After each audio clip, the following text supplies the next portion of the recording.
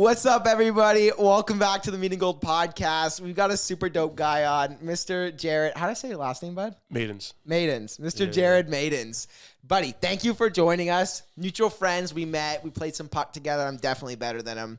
What do you wheel out there, man. You got some buddy, good feet. I think I score more goals than you. I don't know about that one, but we'll say that for the podcast. Yeah, we'll see.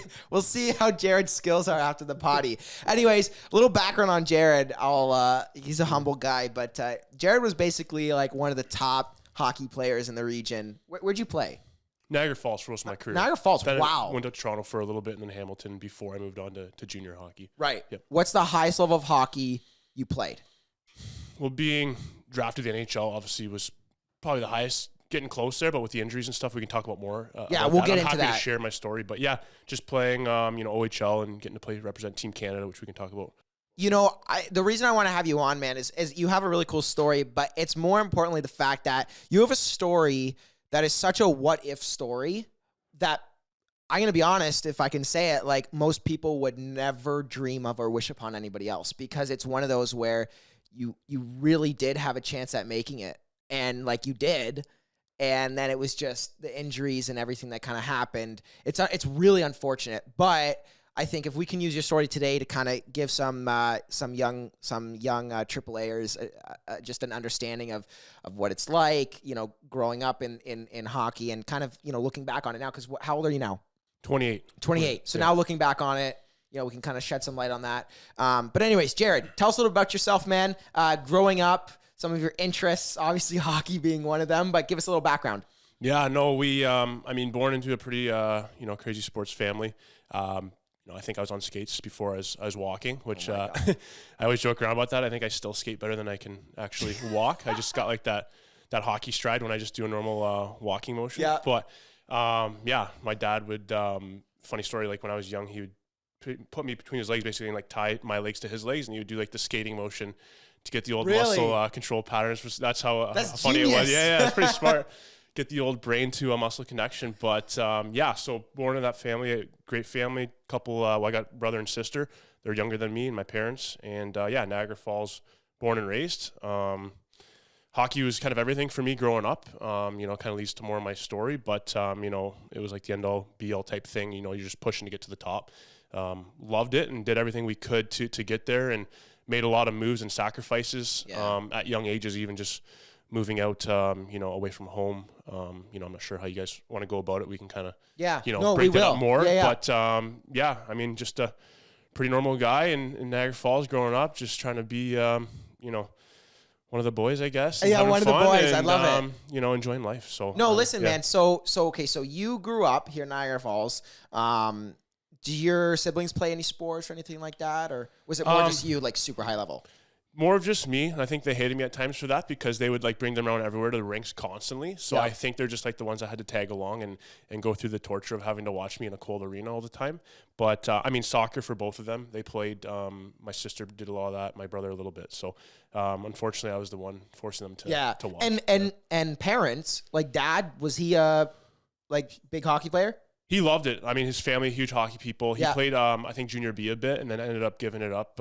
He met my mom young, and they ended up moving forward with life, and he didn't try to pursue it more. On. Yeah. But, so much knowledge, and definitely a lot of credit to him for everything that I've learned constantly in my year growing up, to the point of, getting sick of his voice after a while. But I think he realized that when I was like 13, 14, he's like, maybe I better step away for a bit and let him kind of do his thing. So at what point did you know that you kind of, I guess, have a shot at making it to the show? When was it for you? Because tell us some of your stories. You've got some really cool things you did in the OHL. Did you make it on a Team Canada? I did, yeah. So U18s. So U18 Team Canada. Team Canada. So I can talk a bit more about that. The teammates we had, which is pretty cool. Yeah, no, tell me. When you realized you kind of had a shot? I want to say probably around it's tough to say when it's early on because things change so much. I tell parents that a lot. Just enjoy the ride. When the kids are young, don't get too serious about it because it's a marathon, right? It's not a sprint, and just, you don't know where things are going to go. But I'd say 13, when I went up to the GTHL in Toronto, I feel like that's when things started to change. So I moved out of the house around 13 to actually build it with a family up in Toronto, which is pretty early. Yeah, so I homeschooled and did a bunch of that in order to play in that league. And I think that's when it kind of clicked in where I could maybe do something with it because it was a pretty serious league up there. It's known for that. I mean, we'd go into games and Don Cherry would be there shaking our hands like we're 13 years old playing a game. Were you stand out in that league? Like, were you? Yeah, you were pretty high I was up doing there. really well, and I think that's when it kind of clued in. Like, okay, this is supposed to be a pretty big time league, and I was excelling pretty well at it. Yeah, and getting a couple points, whatever. Yeah. And I think I played against Curtis Joseph's son in the league, and then Curtis Joseph saw me and then recommended me to my agency, Newport Sports, which are a huge agency, and they, at 13, 14 years old, getting contacted by them and them bringing you into office and seeing like Ovechkin and all these NHL guys that are with them. And I'm like, yeah, let's go. Shook their hand. Kind of like, so that's when it became more real to me. It was like, okay, now I can maybe start to make something of it if these people are reaching out to me and wanting. So explain to me the building up process. I have some buddies who played AAA. One plays Junior B, some Junior C, but nothing really. I personally know that's farther than that. But explain to me, like, so you play AAA. What's after AAA for somebody that was as good as you at that time? Yeah, I mean, so you got two big decisions, right? So are you going to go school or are you going to go OHL? So NCAA and OHL. OHL's tried to, be more competitive with them as far as offering packages with schooling. So like full paid university in Canada after you play in the OHL, kind of entice people to come that way. Or you can go to the NCAA route, right? So as soon as you play in that league, I think it makes it very tough for you to come play in the OHL based on, whether you're I'm trying to think of the word. I think you lose a lot of your accreditation to be able to play in the O based on what decision you make. So for me, that was tough. I ended up going to choosing the OHL route. So being a first rounder to Owen Sound, I got basically that package with full schooling paid for. So I'm like, okay, this is a no-brainer. Everyone wants to go play in the OHL. You got the dream. You got the dream package. I got an amazing package. Drafted, As soon as you step on the ice, schooling's all paid for. You get to play in the OHL in amazing arenas like against London, where you got 5 to 9,000-10,000 people in there, which is pretty cool. So that's the route I took. Yeah. So I mean, that's the big one. Is it school, or are you going to go try to work your way up through? Is there a disadvantage? Like you kind of said, there's a kind of a disadvantage, and there's not that good of schools around here, is there? To match like OHL level for a first rounder like you? I guess it's a bit different. So in order to play the school around here, you usually have to go through your OHL career first, and then you end up coming. Oh, okay. So like Brock has a bunch of guys that played their years in the OHL, and now they're coming to do, their university, but they're also playing for the hockey team. So CIS hockey has come a long way.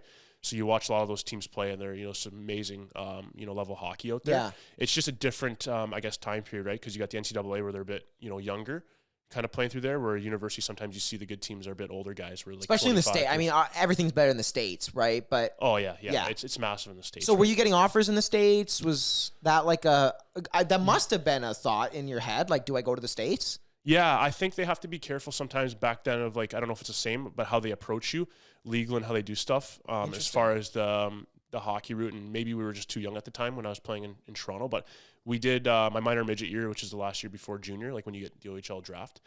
You see of some people approaching guys, but I think maybe because I was such a high draft pick to the OHL that maybe they assumed that I maybe wasn't going to entertain the schooling side as much. Really? And I think we kind of made it pretty clear early on that was my goal to go the OHL route. What's the better route? Can you say? NCAA is getting so popular now with as far as the amount of guys coming out of there to the NHL. I think it used to be a lot of CHL guys more, the NHL draft, and now you're starting to see actually the NCAA level out as far as like when the NHL draft happens. So there's no right or wrong answer. No, there's not. And I think, going back on it, I mean, it's easy to say now in hindsight, but like the NCAA route would have been pretty cool, playing in front of like schools and kids and be able to. I was going to say, the experience, right? Yeah. And to get your education, right? Like that's still a big thing, right? So for me, with the injuries and things, you start to realize how important schooling or something is, how important that it can still be, right? You don't know what's going to happen with, especially such a physical sport, right? Was that ever a concern right out the get-go? What if I get a career-ending injury? I don't think anyone really thinks that way. I mean, you just kind of maybe want to turn an eye to that and not want to think about it. Unfortunately, things do happen, and part of my story. But I guess you got to kind of be prepared for things like that, right? And you hear a lot of stories of guys that go through things, and it's just it's too bad. But it's kind of what comes with. So OHL level, Owen Sound, you guys were a really good team, I hear. Yeah, so what happened with them is they had a lot of injuries before they drafted me, so they were always pretty low as far as like not finishing too well. So they got a high pick for me, so they ended up taking me as fourth overall, first round in 2010, which is great. Yeah, it was an amazing experience. So Were you crying? Was I crying? Yeah. No. You were crying? No. You got drafted 4th overall in the OHL draft? I'm not a crier like you, but no. No, I'm always like a straight face, pretty, on pretty like level, just whatever. Thank you, doing. coach. Happy to be here. So yeah, I did that. Stepped into the team. I'm like, I don't know what to expect. Ended up being such like an unreal team. Like won it all. Ended up. Okay, but how did you win it all? Is this the story that Bailey and the guys tell me? Okay, go ahead. But like detail, man. We got time. Detail. So I gotta go detail. Okay, so I gotta try to pump myself like up the here. Series, the what was leading up to it? Were you guys good in the regular season? Like, tell us. Come on. We were kind of the dark horse, the underdogs, where we weren't supposed to do much. We were the small town, like Owen Sound, like one of the smallest towns in the CHL. Like these guys are not going to do anything, and like we made some trades throughout the year.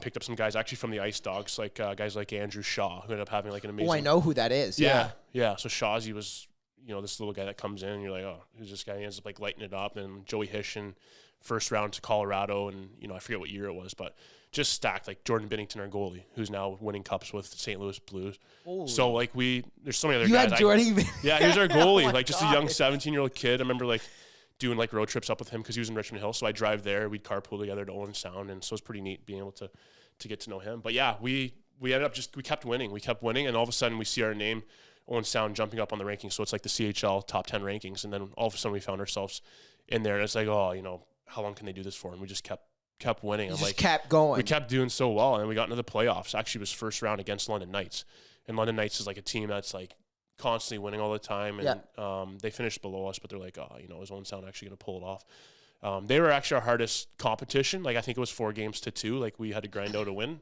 That barn, 4-2 was your hardest competition? Before the final against Mississauga. Gotcha. So I should have clarified that. That was a grind. Oh, that's good, yeah. But yeah, like they actually gave us go, like playing in that barn of like almost 10,000 people. It's big. It's a big stadium, big arena. So it kind of gets in your head a bit. You get the butterflies and stuff going in there. But went through them. I think we had Windsor, end up like going through Windsor pretty easy, Plymouth. And then we had Mississauga in the finals. So it was, sorry, let me just, for people who don't understand. So it's you had London, so first round, then second round, then third round, then the fourth round is the final one. Gotcha. So tell us, the fourth round, you guys are going into the finals. Like this is like the epitome of the Stanley Cup for anybody your age. Like, exactly. Yeah. So it's the same structure as NHL, right? So you got 4 rounds, you got best of 7. So we're finally there. I mean, it's a grueling playoffs, right? Because you're almost going every other day, and like your bodies are like breaking down if you're not taking care of yourself properly, like pulling groins, hamstrings. So and you're definitely not doing any school.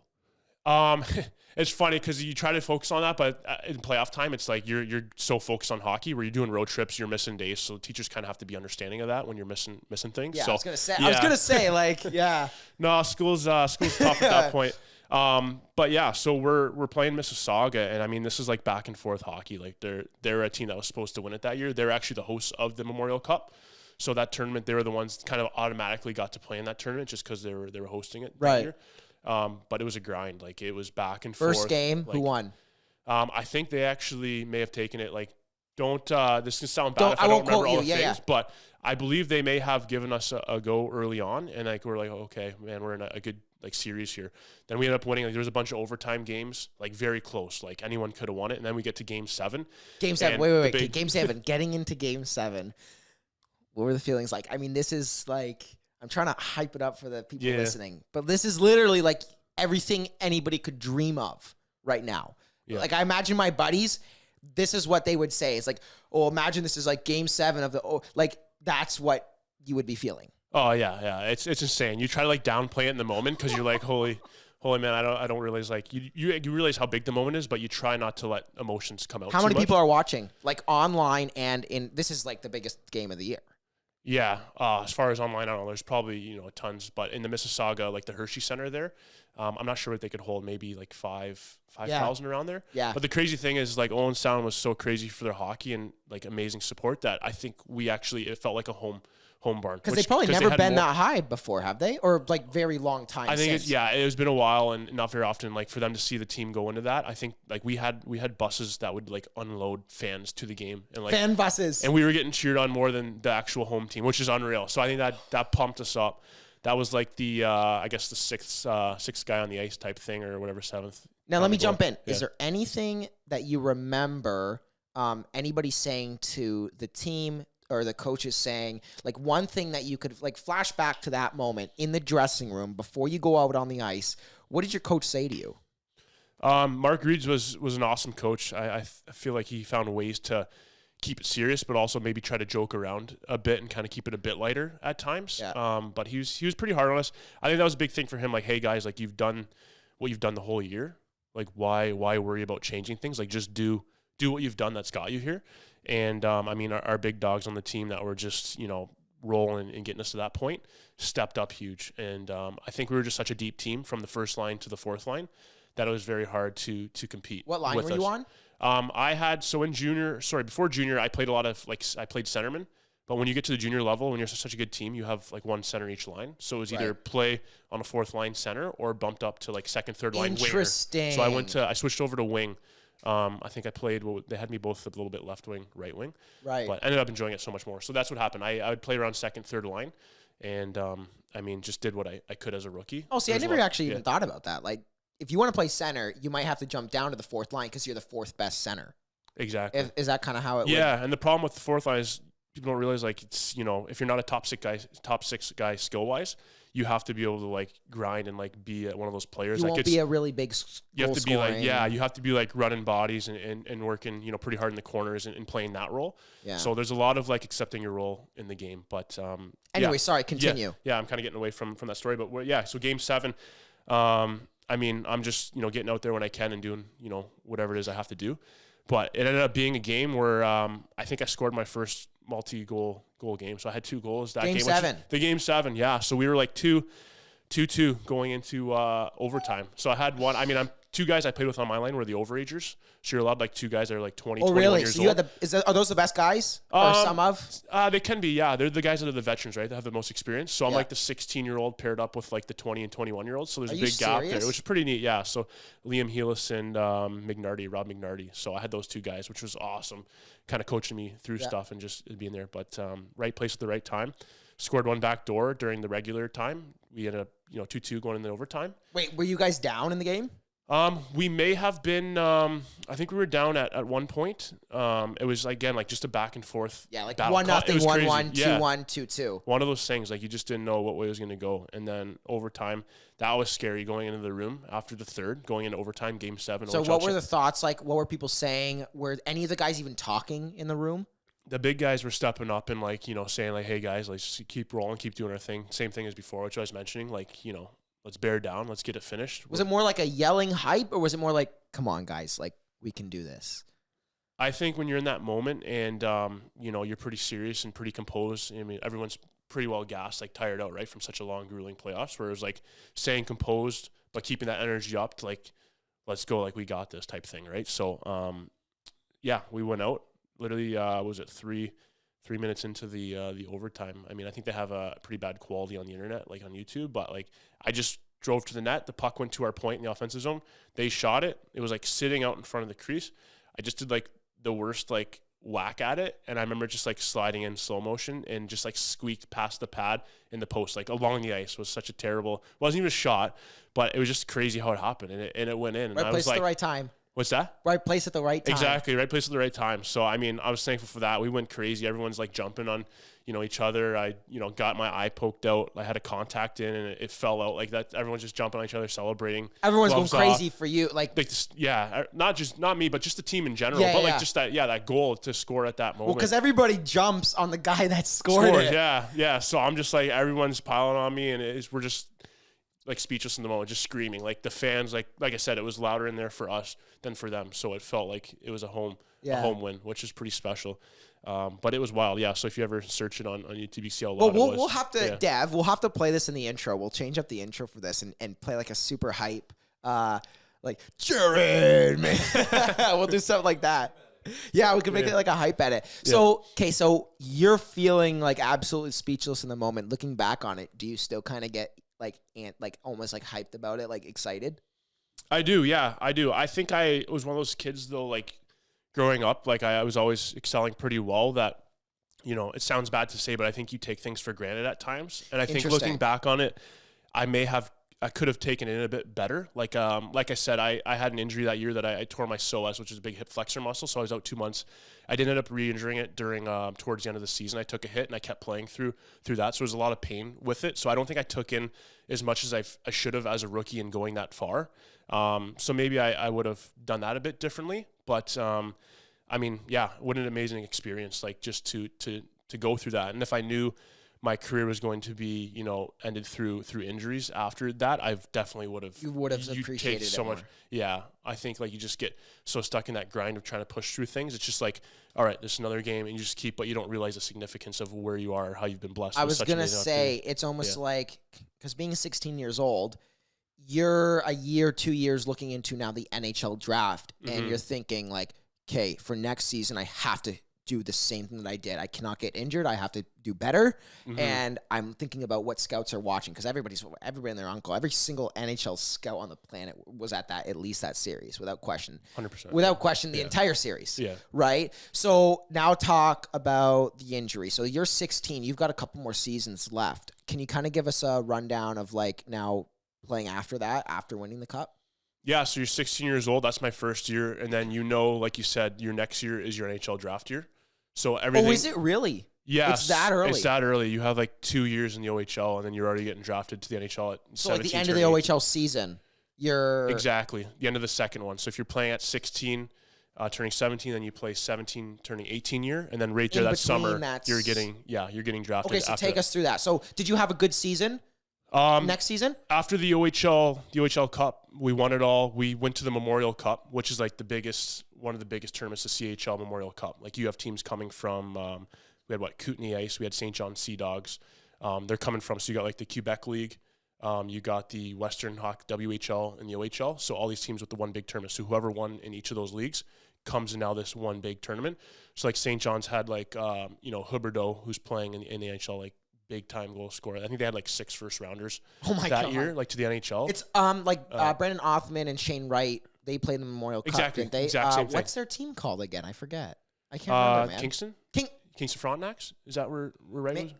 No, I can't remember. No, I don't think it's that, but you know what I'm talking about. But exactly that big tournament. And you watched it on TV, TSN. Yeah, all that. It's massive. Like we had a lot of you're playing, you hear about celebrities that are in the building watching the games, and you're just like a 16-year-old kid, and it's pretty wicked. It's pretty. How'd you guys do there? We had a couple injuries, so our top 2 guys ended up like one. Our best forward had a concussion, another guy ended up experiencing a concussion. So that was tough. We ended up playing St. John Sea Dogs, who did win it all. We played them in the round robin, and the winner of that game would have went to a bye to the finals, and we lost in overtime. So Jonathan Huberdeau scored in overtime. No. Yeah, and you must hate the guy. No, I'm kidding. He's doing amazing now in the NHL. What a player! But so that was tough. So we ended up missing on that. We had to grind out a couple more games, and we ended up losing. So it's tough when you don't have your full roster. But after that, you kind of take it easy a bit. That summer, I did get invited to play for Team Canada, so the U18s. So that's what I was kind of mentioning before. Which is kind of a dream. I mean, that's... Oh, yeah. It's something else. Like with Hockey Canada, you slowly work your way up. So like when you're younger, there's like the U16s, which is like with Ontario, and then you got the U17s. And then as you work your way up through those kind of representing, your province, then you get to representing your country. So at U18s, you're still with Hockey Canada, and you're kind of going through the feeder, the system, I guess, of working your way up. Right. Had the opportunity to try out for them in Calgary, and you got all like the top like NHL draft. In Calgary. Picks. It was in Calgary when we did the tryout. So, I mean, you can't really see things because it was just so hockey focused. But you're there, tryouts. I remember the first tryout. You have butterflies, like it's natural. You get a little, how not? You got you hear these guys that Matt Dumba at the time was like one of the big guys in the WHL, who was like a big defenseman. You got like Tom Wilson, Morgan Riley there with the Leafs. Are you serious? This is like you got some big time like guys that are like I think most of them are playing in the NHL now. So it's like you hear these guys, but I think when you got into the tryout and you started making some moves and you're beating some of them and doing some stuff, I'm like okay, like I think I can do this, and you start feeling a little bit of that that confidence and that groove. And had a great tryout, made the team, and then we went off to it was Czech Republic. No, I think it's not Czechoslovakia, right? It's branched off now. Wait, did you played there? I played it, yeah. So I went with the team. So I made the team. It was how? Okay, sorry. So I don't mean to cut you off. I'm just trying to dissect your entire story because there's a lot. There's a lot to talk about. But okay, so you made Team Canada, Yep. and then like were the tryouts hard? Were they like They were really they were tough. tough. Yeah, like you're this Team Canada, man. you're grinding it out. Like your tryouts are tough. You got guys running around. Like you're doing everything you can to put on that jersey, right? So I remember like you taking like huge hacks to the hands and the corners. Like I thought I broke my pinky the one night because it was black and blue, and then I thought I broke it. I'm like, how am I going to do this for the next day? Because I could barely move it. I ended up like getting it drained from all the blood inside that pooled up. But it's just like that. Like you just guys with legs, icing knees, like constantly rehabbing before. This is just tryouts. This isn't even like it's insane. So, but I got the notice that I made the team. And, were you? Was that a shedding tear moment? You just. Thank you, Coach. I'm looking forward to the next opportunity. You just want to hear stories of me crying, eh? I do, man. We'll get to that point soon. Woo, but let's go. Okay, but man, Team Canada, that is literally the best team in the world and has been. This is like Lewis Hamilton for Mercedes in the last 7 years. Yep. That's what this is like. Because Team Canada's like, they're almost unbeatable, basically. Yeah, amazing hockey. A lot of those guys end up going to play for the world junior team, right? So that's how it kind of works. You see how it like builds up U17, U18, then you got U20. So the World Juniors Championship that we all watch at Christmas time, right? So a lot of those guys ended up moving on to play for that team that I played with, but I had my injury before that. So I would tell us about that. Yeah, tell us about that. So I would have gotten invited to that, but it was hard, yeah. But the tournament with Team Canada, amazing putting on the jersey, and that was after my first summer in the OHL. And then you got the NHL draft year next year, right? So, like, I'm riding an all-time high. Like, I just, won the OHL Championship, did the Memorial Cup, played for Team Canada. I'm like, life's sweet right now. Like, I'm getting to where I want to be. Like, this is awesome. You're just a young kid. And then, next year comes around, a lot of pressure. Like you said, the scouts constantly in the arenas. Like, that got in my head a bit at times where, like, you're going and, like, every game like, I guess it's... If you messed up, you knew they made a note on it. It depends on, like, the amount of pressure you want to put. And I think that does separate the elite from like the average is the mental space in your head and how you can cope with like dealing with that. And at times I think it was a learning curve for me because I would like psych myself out or like feeling like I got to do all this stuff, and you get away from the basics of like what you've done your whole life, just trying to like play for the guys watching. So I had a tough start my second year. I did get the assistant captain on Owen Sound because a lot of the older guys left, so they gave me a letter on my jersey. So I was one of the guys that had to try to be a leader that way of, representing the team. You got your captain and 2 assistants. Which is a good look for the scouts, which is awesome. right? Yeah, it's awesome. Because that shows your personality. You're a leader. You're people want to listen to you. They follow you, right? Yeah, like you're trying to do things and set an example, right? So I think that's, a bit of added pressure where it's like you're trying to represent the team well.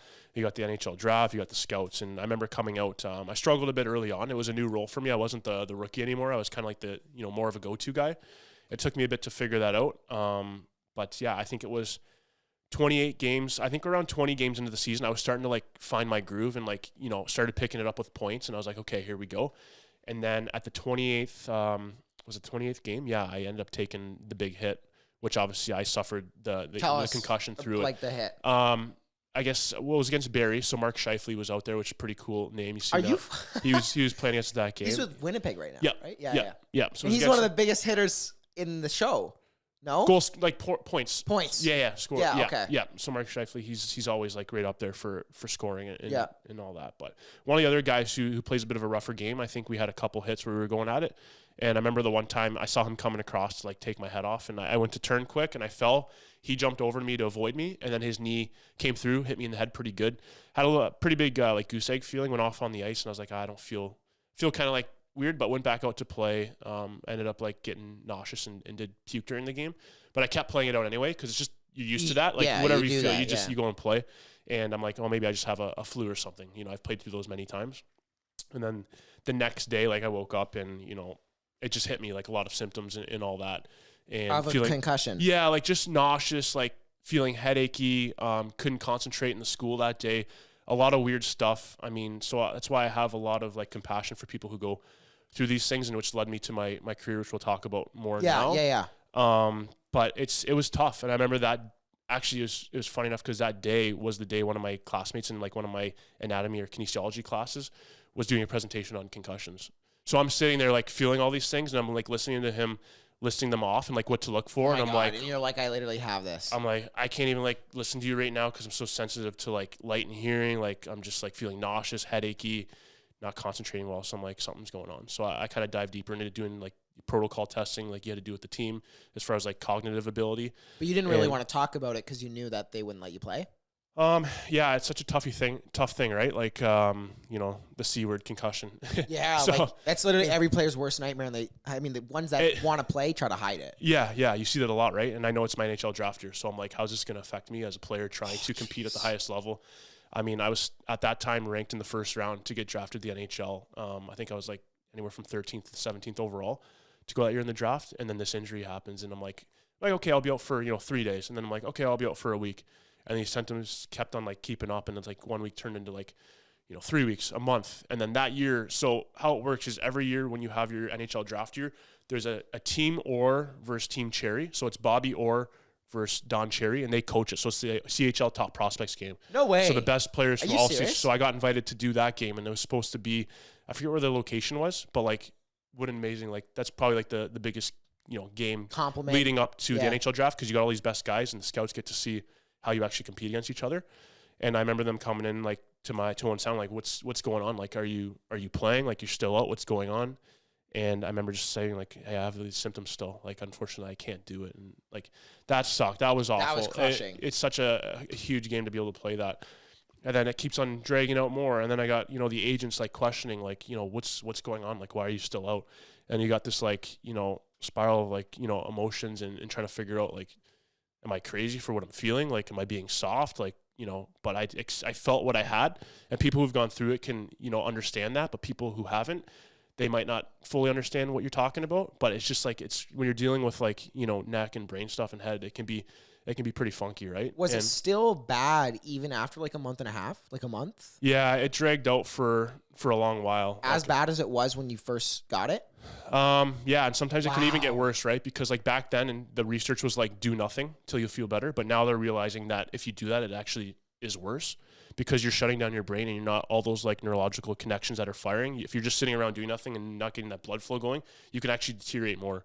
And unfortunately, that was kind of the advice I had back then, was like, sit around, do nothing. So for a full year, I was laying around, did no exercise, because that's what I was told, like, till you feel better one day, then start doing it. And it was probably like the worst advice I could have got back then. Not saying that's the reason why I was never able to get back, but it didn't help as well. So it was hard. It was a lot of stuff, a lot of like just feeling weird. Did you not play at all that year? I only got the 23 games in. Wow. So to me, the 28 games in, to be able to experience the draft still after that was like, let's be real. So you literally, I didn't even play. What do you got? 68 games or so are NHL scouts talking to you, calling you, what they're like, what's going on with this kid? I mean, obviously you're a big risk. Like somebody picking you in the draft is a big risk. Oh yeah. Especially when you're injured that long. But yeah, like I think that's why my agents were on me a lot. Like, what's going on? Cause they were probably getting a lot of calls from like agents, like, what's going on with Maidens? Like, why is he not playing? And they wanted updates every day, basically. Probably, yeah, because they're going to these games and I'm not dressing, right? And they're going there trying to watch a bunch of the top prospects that are getting ready to get drafted. And like, where's this kid? What's going on?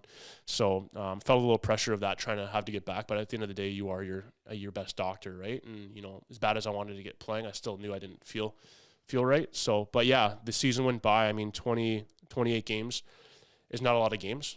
But my agent said like, hey, just go to the draft. It was in Pittsburgh that year. Wait, so you actually went? I went to it, yeah. So leading up to the draft, so again, just to fill people in with the whole situation, there's the NHL Combine, which like you watch the NFL Combine where guys are like going through all that grueling stuff. 40 times, whatever. I was supposed to go to that for my year because I was one of the guys that they wanted to see like tested as far as like doing the VO2 where you got the mask on, crushing yourself on the bike till like you puke, like doing a bunch of strength stuff, bench press. Oh, they do that. I never really watched the hockey. Yeah, it's pretty crazy. You feel like cattle as you're like running through. You got like a number, so like you're just a number, like a bunch of guys just trying to do the fitness testing. I didn't do that obviously because I was out. So as far as my physical ability, had no physical. I wasn't 28 games. Yeah, I sat out, and I felt like I wasn't really a part of a lot of stuff. So leading up to that, I mean, then you have your so it was a hotel in Toronto where all the NHL teams come to it. I believe it was at was it a Sheraton or something near the airport? Yeah, they're all in different rooms. So you're given a paper, okay, Jarrod, like this is the teams that want to interview you. So I think I had around 15 to 20 teams. So that whole NHL day, teams? Yeah. So that whole day you're jumping around like 12 o'clock. You got Edmonton. So you're going to the room with all the GMs. Like that was nerve wracking. And Buddy, you're sitting that's there nervous. and there's like 5 to 10 of them sitting around a table grilling you with the most random questions. Like what? Can you kind of give us some questions? I'm trying to think back. I know to it's long ago, but I remember that like one of the questions, which was really interesting, was like, would you rather be easy to play with or hard to play against? How would you answer that? Oh shit, dude, I don't know. There's just questions like that where it's like there's maybe not a wrong answer, but like it can still get like inside. trying to get your personality out. Get your personality right. So like maybe some guys that are very competitive and like hate winning would be like, I'd rather be someone that like you hate to play against, or you know, like a Brad Marchand or some guys that are yeah. Or it's like, do you want to be a guy that's like, you know, one of the teammates that's like easy to play with, where like you're, you know, That I don't know. stumped you? Yeah. What's that? That stumped you when You think about those things, like you're sitting there, like it's like just there's some other crazy questions, but I mean, yeah, it was wild. I mean, especially me dealing with like my injury stuff and still not feeling. Were they asking you about that? Oh yeah, for sure. Oh, Trying to dig into a lot of that stuff, and I mean, I was playing it off like, so this was during the summer after the second season, so everyone was off from their, you know, their teams in competition, kind of getting ready for the next year or the NHL draft. So I was like, you know what, I'm working my way there, and doing some more workouts. So that was kind of like how I was answering it, trying to be politically correct with all that, and the help of my agents, kind of walking me through that process. So that was a crazy day, like just bouncing around, talking to all these teams, and then my agents come draft day, they're like, hey, listen, if you want to go there, awesome, but don't expect to be drafted, like given your situation, because we don't want you to be let down too much. Just go there for the experience. Yeah. So that's what I did. I mean, the first day of the draft, I don't know if you watch it on TV, the first round is specifically set for that first day of the weekend, and it's televised. So it's like the big day, right? And so for me to be sitting, I think I was in a bar that day watching it on TV with the family. We were grabbing a bite to eat. And that was hard for me watching it because all of the guys that I was ranked within that group. So I felt like maybe that should have been my day to experience it on the TV. Well, you were literally training with all of those guys. You weren't in, you know, second, third, fourth, fifth, sixth, seventh, whatever rounds. Yeah. You were in the first round. Yeah. So that was hard. Just the competitiveness comes out. It's like a bittersweet. It's like good for these guys, but like, man, like that should be me there experiencing it under the spotlight and just being able to take it in. But that second day came around, then you got like your second to, you know, later rounds, right? So they finish it off, and it's not as televised, but all the teams are still there. Like you're sitting in the stands, and you're just watching as the names get called. The guys will walk down to the main floor where there's no ice, and every team has a table, and they'll have a jersey ready with like a Velcro name tag. Just pick it up. And you'd go down there, shake everyone's hand. So come third round, Ottawa Senators, like at that point, like you're just kind of sitting there, and like names are going by. So you're like just trying to talk with the family. I had my one buddy, Jesse Graham, with me, who was waiting to get drafted as well. And all of a sudden you hear your name called and you're like, you know, perk your head up. What round? And I was third round, 82nd overall. Wow. So I was still like crazy high. 82nd? Yeah. Were you shocked? I kind of had a feeling maybe third round. And not funny story, but my coach in Owen Sound actually got promoted to the Ottawa Senators. So he was an assistant coach there. No. So I think him seeing me my whole rookie year in Owen Sound, he probably had a lot to do with like, hey, like I've coached him. That year we made it all the way. Yeah. And I've seen the way he kind of like, you know, maybe handles himself, and he seems to be pretty, like I never got in trouble too much. I tried to like, you know, work hard with the game and just be there and do my stuff. But so I think that helped. Yeah. And then third round, so went down, shook everyone's hand, met the GMs, did the photos, those cool photos where you see like guys holding the stick with the jersey on, or like they're holding. Oh yeah. Like all this. Those, flexing the bias. You're the man, flexing the bias with it. Doing some interviews and whatnot. Yeah. So were you a little bit like, what should I be feeling in this moment? Like I don't know what I would be feeling if I were you, because I'm still injured, right? I don't know if I can maintain the stature of being in the show. Mm-hmm. Like, what are you kind of feeling? Are you excited? Are you nervous because you now have an expectation to live up to? Like, what? A lot of emotions. I mean, at that point, I feel like I was stuck in a rut, right? Like where it was prolonged so much with my injury, and I'm like, what's going to happen? Like, am I mentally going to be the same, physically the same? So I think those were all running through my head. I tend to be a little bit of an overanalyzer, overthinker, so I feel like maybe I think about things too much that way and get in my head too much. But that was definitely weighing on me. But the Ottawa Senators like were so gracious in that way, where they're like, hey, like you're, you know, our product now. We drafted you. We want to get you up to the team. We want our doctors to treat you. Like, so this was during you remember the lockout season? Yes. So with all the legal stuff going on. So the NHL games weren't going on. The Ottawa Senators were still up there as a team, like training. So I had the privilege to like literally go up there and be living with those guys, staying in a hotel. The show guy. Yeah, having the NHL guys pick me up at the hotel, bring me to the rink. Like, that was crazy. It was like a starstruck day. Wait, you couldn't drive? Well, I didn't have my vehicle. I was in a hotel. So, right. Yeah, so I could drive, but there was no point in me. Okay, gotcha. So, like, we're going to have one of our guys come pick you up and bring you to the rink, and then you're getting treatment. You guys see, like, Chris Neal, Eric Carlson, like all these NHL guys are just sitting in the room. They're just chatting, working out, getting. So that was pretty surreal. Like, I got to go. My God. Got to go on the ice a couple times with them. Like, so just saucing the puck. Like, with you see Eric Carlson throwing you a pass, and like, you know, Jason Spezza was on the team. Like, so it was pretty wild. Like, just seeing that, and so I'm thankful for that opportunity to go up there and to be able to get a taste of it, at least a bit. And were you at that level, like at let's say 100%? You're like perfect. What was your health level now? What were you feeling? Sorry, feeling then? Yeah, like were you like 50% of what you could have done, what you could do at peak performance, or? I was getting better. Like, the treatment was helping. I was still experiencing some, headaches. I'd go out there when I really exerted myself. The headaches would get worse. So that's kind of the big one for me that was annoying. Everything else got a bit better as far as like nauseousness and dizziness. Right. It was just the headaches I could not figure out. So I just wore one of the red jerseys. So I remember like Mark Stone was on the team during that time, who's with Vegas, and he was one of the new draft picks. Yeah. So he wasn't really like the name he is now, but we would be like doing battle drills together because we were both hurt. He had his wrist that he just broke, and so we'd do stuff like that. Just a bunch of like skill drills out with him. Do a bunch of little things. They'd have their skills coach, skating coach, putting you through some different stuff.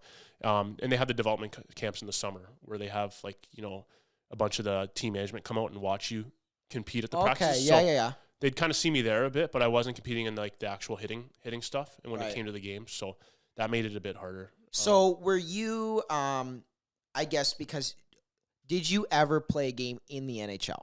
I never got to actually play a legit game, no, because of the injury. Right. So during the development camps, they have like, do you remember the preseason tournaments they have where like the Maple Leafs play like Pittsburgh, Ottawa? Yeah. They wanted me to, like, I had to do that one as far as the development camp, but I made a decision not to go through with it because I was still feeling, I didn't know at that point my career Were you was advised not to? It was very borderline. You have some doctors who are like, listen, like, this is common what you're experiencing, but you've been off for so long, maybe try to push you to that. And those are the ones that want you to play. Yeah, like you got to, I guess, think for yourself, right? Where like even a guy like Clark MacArthur, who was on the Ottawa Senators, he went through a couple major concussions and he kept kind of pushing through those, right? And ended up taking a big hit in tryouts. The one year that set him out fully, I don't think he ever ended up returning. So it's like, it's almost that gamble that you want to take, right? Like, do you want to push through it? Okay. Do you want to grind through it and maybe take the risk of having some more serious effects later on in life if you want to just keep on taking the hits? Or, maybe be a bit more cautious and step back. And that's kind of where my decision went. Yeah, sorry. Did your drive to make it to the NHL overpower your your interest in just making yourself feel better, like your health? Like, what was your, because I can imagine how desperate you would have been, like how close you were to making it. Mm-hmm. Would you have just said, screw my health, I'm just going to play? Like, I don't know. Like, what are you thinking at that time? It's such a weird injury, right? Like, it's one thing to break an arm, tear a ligament in the knee, or break a leg. You know what I mean? Like, those things heal up pretty good. There's timetables. With concussions and, like, neck stuff, you just don't know your time period. And that's, like, one of the hardest things. And to go day in and day out with, like, experiencing headaches and symptoms, like, it's when you feel that, it's pretty hard to, like, want to push through it knowing you could make things worse and go back to where you were, like, when it was really kind of bad with what you're dealing with. So that kind of led to me to play it more cautious. I don't have any regrets now at this point with what I'm doing with my life and how happy I am with where I'm at. I just know it probably wouldn't have been the greatest for me. Like, it's such a physical sport, right? Like, if you're playing years and years of that, you're gonna experience some stuff. Or even like Andrew Shaw, right? Like I was talking to you about with Nolan Sound, who played with Montreal and the Chicago Blackhawks. I mean, he retired in the last couple of years. Like, he had, like, he plays a pretty rough game, and I think he felt the effects of some of that and ended up stepping back early to be with his family. And right. So you hear a lot of those guys dealing with that. I was going to say, so let's talk about what you're doing now, because we got that. Thank you for like kind of shedding your story. I bet it's probably not the easiest thing in the world, but I think it sounds like you kind of just embraced it now, and I know you love what you're doing. You're going to school right now. What are you going to school for? Yeah, so I'm studying to be an osteopathic manual practitioner, which is pretty cool. Explain that in English, please. I guess you have to be careful with how you use the title, right? Because in the States, they're a little bit different. They can be like DOs, doctors, where we're more like hands-on manual practitioners. Gotcha. But osteopath, I mean, we deal with joints, with tissues, with nerves. we're big with artery flow, like blood flow. So just clearing a bunch of like tensional lines. Maybe there's joints within the vertebrae that are off, causing, miscommunication between like your nerves that control all your body. So you'll get like those pains or those weird tingling or numbness for people with like, back pain and all that. Or like stuff. if I strain my neck. Yeah. That's kind of what. Exactly. Right. Like you'll strain your neck, but we'll be like, okay, like what else have you done that's a bit off, that's throwing off your neck? So like, it's not just always one thing. It's really interesting. Like I was so intrigued when I got connected with it, because it's like, it's not just one area. Like you could have a twist somewhere. It's like the foundation of a home, right? Yeah. Like if you build a foundation crooked, what's going to happen to the rest to of the roof and how's it? Yeah. When you explain, when we were doing our parking lot osteo session, you were like, okay, so how do you sit? Like cause you were like looking at my back. Yeah. And I was telling you, when I'm driving, I catch myself, but like I put my left arm up, my right arm on the rest, and then I like lounge like this, and I'm like this, and then I drive like this, and I try to catch myself and go like this, because I remember when you were like feeling on my spine area, like I don't know what you were doing, but like I felt it, and just long story short, like it's crazy to think like everything that you do in your day to day builds up, like you said, the house of the foundation of a house, and then the shingles can be off and the shingles can fall, but that's the roof, right? Yeah, it's interesting. So why did you choose becoming an osteopath? Yeah, no, it's still connected to hockey. I feel like hockey was it's tough the way that things happen, but I was blessed with so much that what it led to, which I'm so thankful for. But so the owner of the school in Hamilton, he ended up bringing me in to try and treat me while I was trying to get back to hockey. So a friend of mine was studying there. Okay. And he's like, bring him in. Like, I want to make him like almost like a guinea pig in front of the class to treat him, so you guys can all the students could watch.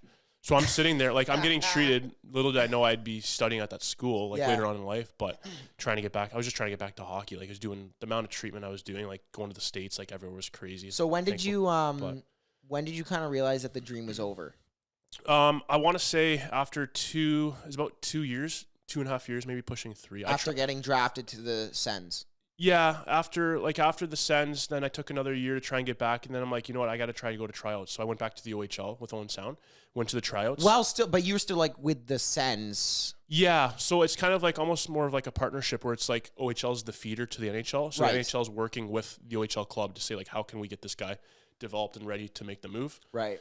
So I went to camp and I was like just headaches for like 8 hours straight one time, like just grueling, because you're doing weight training, you're doing fitness testing, you're on the ice like 3 times a day. Everything. Like I remember having a pounding headache, and I'm like, how am I going to sustain a career dealing with this? The fear of like, that's a big thing, right? Like fearing the mental side of it. Like you're always wondering what's going to happen, which is not good to be, in that state to begin with, if you're going to be a competitor in such a, a grueling sport. Yeah. So I think I just realized I'm like, the passion's just not the same for me anymore. Yeah. As much as it sucked.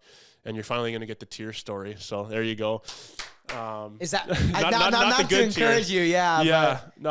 But I just I can't do it. Like I kind of started to break down. I called my agents crying, because like I'm the guy that just doesn't want to like let people down. Like you become so performance based as an athlete that like it's been all your life. Everything you do is like, how do I appease someone to work my way up? So I felt like I was letting them down, and I'm like just broke down. Like I can't do this. Like end up going into see the GM with Owen Sound attack. Like, hey, I can't play, and felt like I was letting them down because I was supposed to be the big, possibly the captain that year. And so yeah, it was really hard. Just remember breaking down and crying, and just being in a very dark space. I mean, as far as mentally not knowing what I was going to do with my life, and where I was going to be. But it led me to a lot of great other things. I know I touch on it a bit, but as a Christian and like the spiritual walk, it really led me into a lot of that stuff as far as finding more of my purpose in life. Like the hockey's great, but the career ends at some point.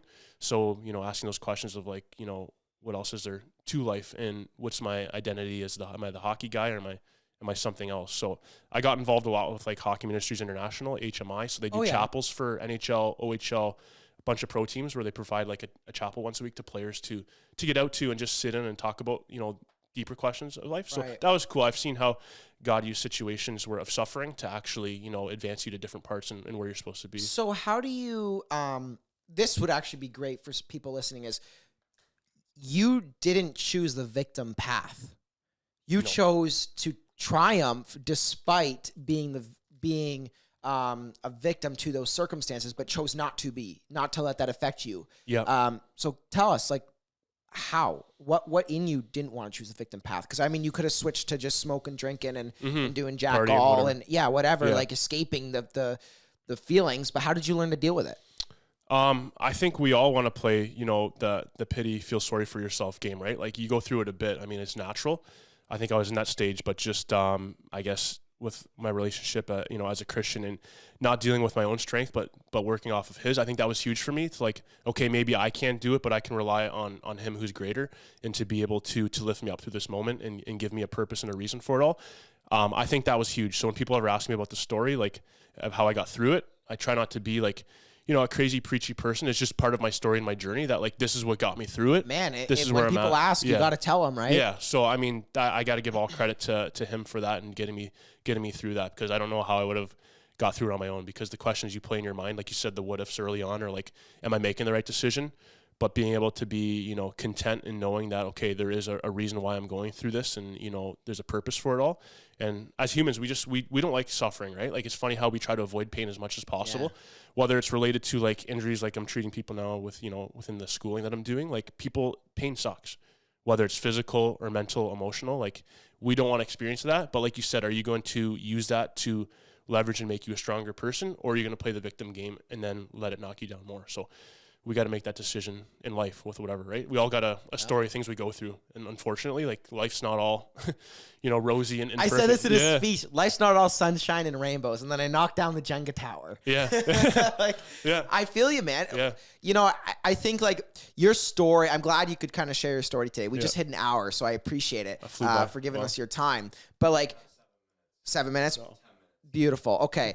But like, your story speaks loud, and I think there's a lot of people that are going through the same thing that you went through, whether it's football. Actually, I would probably say more even in football, no? Like with hitting, constant tackling, and concussions. Even like soccer too, like heading balls and people soccer, jumping up. Like just so much with different sports. I was going to say, so do you have any future plans like to, I don't know, like start a ministry, like something like this, like actually helping kids deal with not becoming, because I'll be honest with you, like the amount of people that I think would go through this, I don't even know how I would not choose a victim path. It's hard. It's like tough to not do that, but you didn't. Mm-hmm. So is that a future plan for you? Like now get into like, more of what you're looking forward to doing in the future as well. Yeah. I mean, I think as humans, like we're very relational, right? We want to be able to, I think it's fulfilling to be there for people.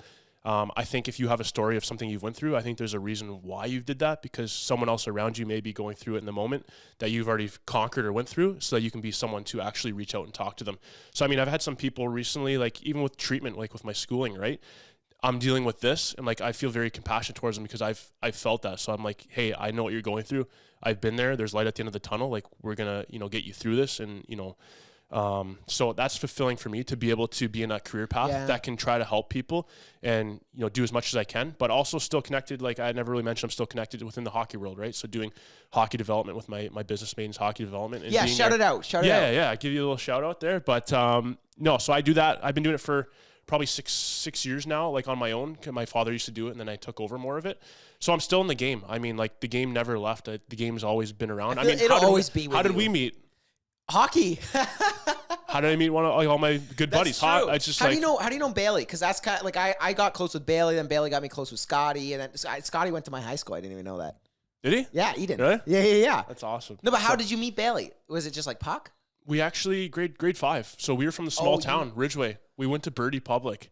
So Bailey was a little blonde kid. The scrawny one. Yeah, we had some funny stories he can tell you more about. But next New York City golf trip when I can come and not booked up, then I'll come. Yeah, you can tell me about that. So him and his brother Blake were at the school for a bit till they went off to like doing like the private schooling in Culver and all that. Yeah. And Bailey played a little bit too. He did, in hockey. Like both very good hockey players.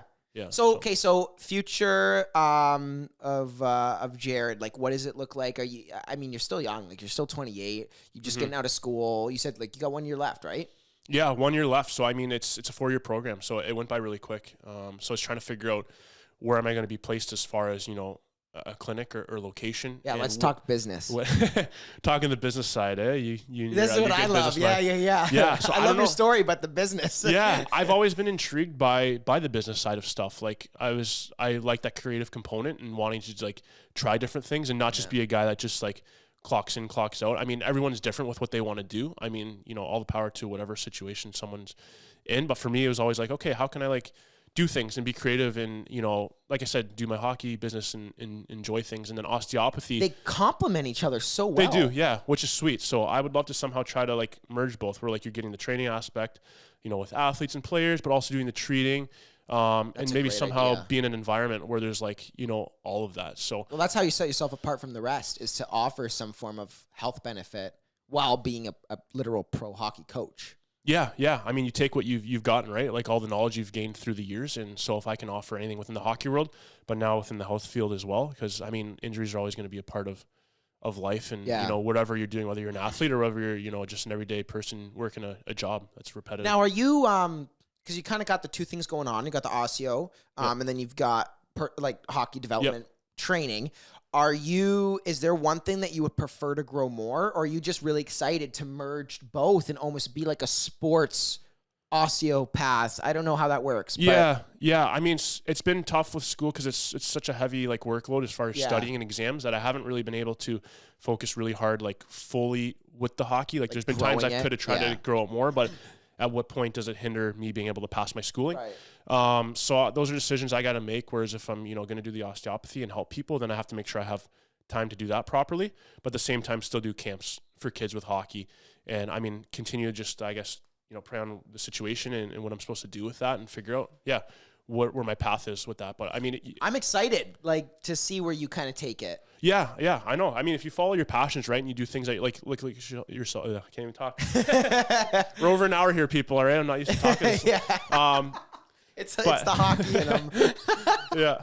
But like yourself, right? Like everything you're doing and following through with the podcast is just awesome. chase the things you like. You do things then wherever it takes you. So I'm excited to see where you kind of merge the two, because I think in terms of a marketing perspective, you can leverage that so much in what you're doing. Like if you did like a week camp where it's 5 days just straight in the summer, and then it's you also offer like a discount for the people that for sure you on development, they get osteo, whatever. Do you have to build your own client base? I know I already asked you this, but I'm asking it for the cameras. Do you have to build your own client base for being an osteopath?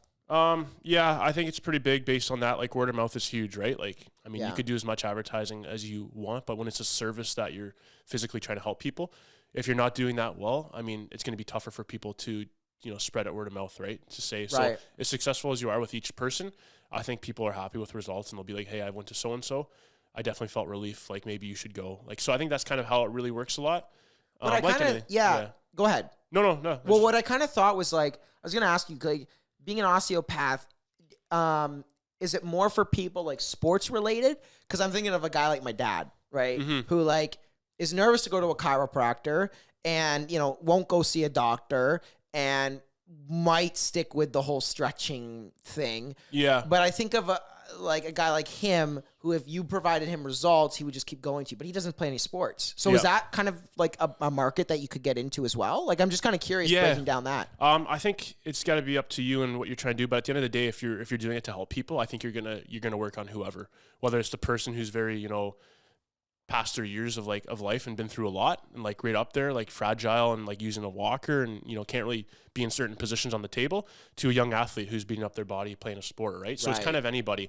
But at the end of the day, we take our vehicles in for oil changes and stuff. So I think it's important for us with our bodies, right? As we get older, wear and tear, to go in for those little tune-ups. And stretching is great, but I've realized it's tough because you're still active yourself and trying to do stuff. Whereas when you're on a table, you're fully relaxed and someone's actually working through your body and your joints. And we're a bit more gentle then. So you mentioned chiro, that's where we kind of bit different in ways when you're asking me to explain it, or we can be a bit gentler at times. I know it depends on the practitioner, but we can come across very gentle in ways. Well, I never even knew that this side of it exists. I never knew that there was a specific person that more focuses on joints, muscle groups. I always thought it was there's a chiropractor, a masseuse is just a feel good. I don't think they really fix much, but I think it's just more of a feel good.